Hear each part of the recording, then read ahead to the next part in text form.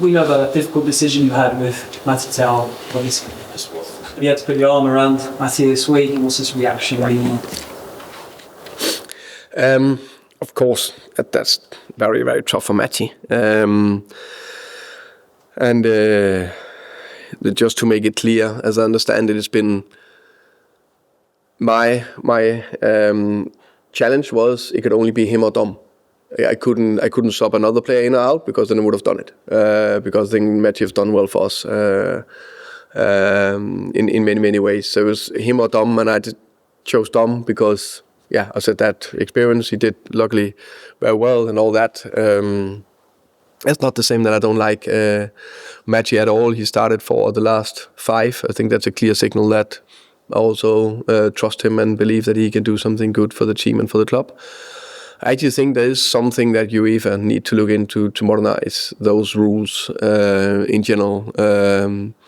I think when they made the rules, we had 6 group stage games. Now we have 8. Before that, we had no games in January. Before that, a lot of the group stage was done after 4 games. Now with the new format, it's like to the end. You need to fight more or less every team.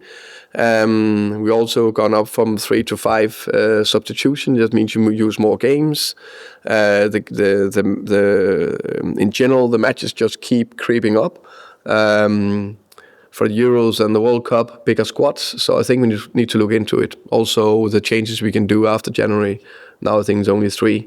I can't see why that shouldn't be more. Why you can't change during if you have injuries. And how we're not the only club who is struggling with this. Definitely not. And I know that Johan brought it up to the Premier League meeting last year. So I think that's something we need to look into, which would have helped the situation with Matty. And going back to that, of course, there is it's a football decision. It happens. It's not that I think it's nice to make that decision, but I try to take the best decision for the team every single time. Unfortunately, it impacts people, impact Matty in this case, and of course we need to get around him. Let's ask about one is, I think good friends, given their French, and the 21 team together, Wilson Odobert is someone who's really come to the fore the last few weeks, particularly playing out on that right-hand side. And you sort of speak to people about him, he seems like quite a quiet character. Wilson? Yeah. Wilson. That's fair. He's clearly got a lot of talent. He's one of your biggest challenges, sort of getting confidence into him to go and really show what he can do. Yeah, I think he played a good game against Dortmund. I think he was really lively. I think he created 2 goals, had 2 assists. Really strong his 1v1. I thought his defensive side of the game was good as well. How can we get that consistency into him? Because I think he scored a Villa goal and one in the Copenhagen, I think, also in Champions League. So. But I also think he actually played more minutes could have produced even more. But I think overall his season, there's more positive in my head, more positive actions, more positive situations. And he just needs to keep going. The last few weeks, months with the stormy weather, what's that taught you about yourself and your height? I think the players are strong personalities. I think it's a big task to ask them, but it's about that, to be able to keep the noise out and keep going no matter what, and focus on what you can affect. Same with myself.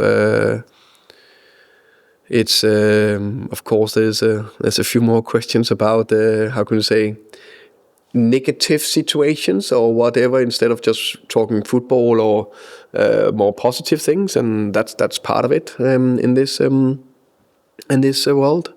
When it's not going the way you exactly want it sometimes. Said we work very hard every day to make sure that we do the right things and keep progressing. That's good. Just check on Pape Sarr's back. Yeah.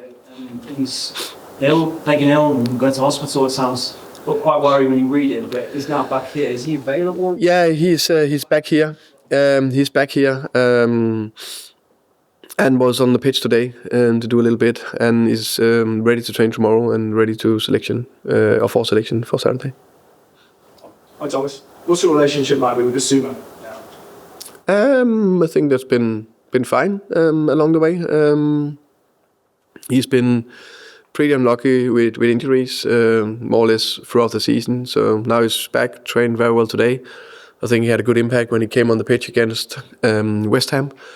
So I'll say fine. He did play obviously in between that whole period. You dropped on the score for your first game, didn't see him again for a long time, and fair to say he was sort of being punished during that period. Was out of picture because of that, or was it also injuries? No, that was clear injuries. He made a mistake. That was a consequence of that. After that, he got injured literally 2 days after in training. That's why he was out of the squad. So it wasn't ongoing? No, it was injury. Yeah. I mean, obviously, he's one of those players who seems to have a very high ceiling, you know. When he's on it, he's a world top player. The managers have had a typical other managers before you have had it, but I get that consistency out of it. No, Bissouma has a great top ceiling. I think his qualities we can all see on the ball, really want the ball, constantly seeking it, looking forward, driving forward, very good technical abilities, physical stature, strong player. So I agree, it's the best players, they can consistently perform day in, day out, years or years. So that's what he needs to find. What's his status now though? Is his contract's out this summer? Is he for sale this month? Is he an important player for you to take an office in? Where does he sit in that spectrum? I would say it's fair to say that we are not that many players. And he's a good player. And he did very well against West Ham, so he's a Tottenham player, and the only thing we're focusing on is he available for Burnley on Saturday. Thank you, welcome. On the subject of not players, there's sort of stories about Tel, an interest from France, and you've got a couple of players on loan. Is there any scope to wriggle and change things, do you think?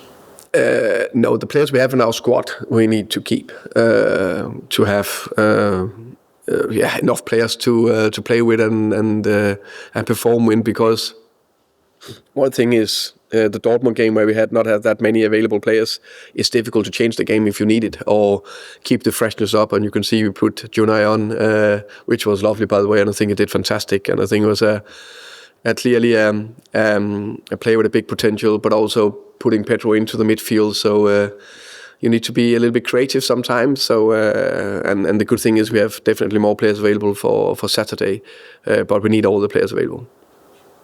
When you talk about Micky, as you were talking about it, they're an important way for Tottenham now and for the future. Is there any progress on his contract? Is that something that you think they should prioritise?